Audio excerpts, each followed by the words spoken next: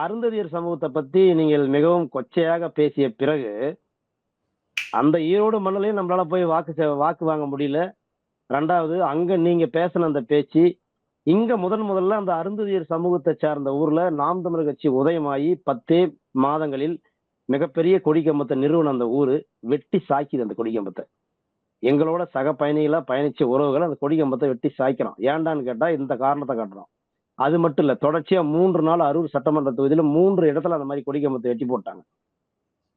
ஒரு அந்த அந்த அந்த கிராமத்துல மட்டும் 200 வாக்குகள் வாங்குச்சு 2019 இடைத்தேர்தல்ல. அரூர் இடைத்தேர்தல் வந்தது 2019ல.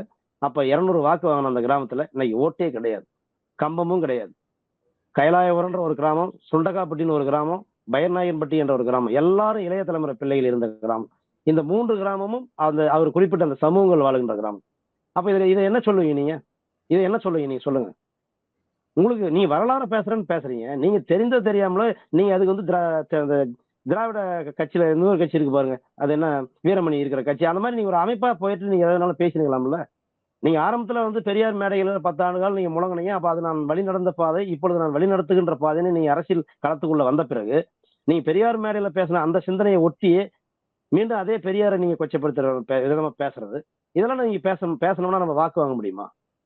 இது ஒரு யதார்த்தமான ஒரு சிந்தனை தானே. நீங்க ஏன் வரலாறு பேசுறேன்னு சொல்லிட்டு போய் அவங்க மலமல்ல வந்தவங்க, அவங்க அருந்ததியர் சமூகங்கள் வந்து இதுக்காகவே வந்தவங்க அப்படின்ற விஷயத்துல நீங்க எதுக்கு கொண்டு போறீங்க? எல்லா சமுதாயமும் உங்களுக்கு வாக்கு செலுத்தணும்ல.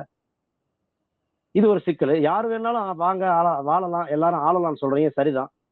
அதுல எந்த சிக்கலும் கிடையாது. ஆனா அந்த இடத்துல நீங்க மொழி பிரச்சனையை பேசும்போது தெலுங்கு, கன்னடம் சொல்லி நீங்க பேசும்போது அது மொழி வெறியை தூண்டுமா தூண்டாதா? நல்ல அரசியல்வாதி ஒரு வெல்லணும் தேர்தல் அரசியலுக்கு வென்று நம்மளும் வந்து ஒரு ஆட்சி அதிகாரத்துக்கு போன்ற ஒரு அரசியல்வாதி இது போன்ற பேச்சுகள் எல்லாம் பேசுறது என்ன வகையில சரியா இருக்கும்?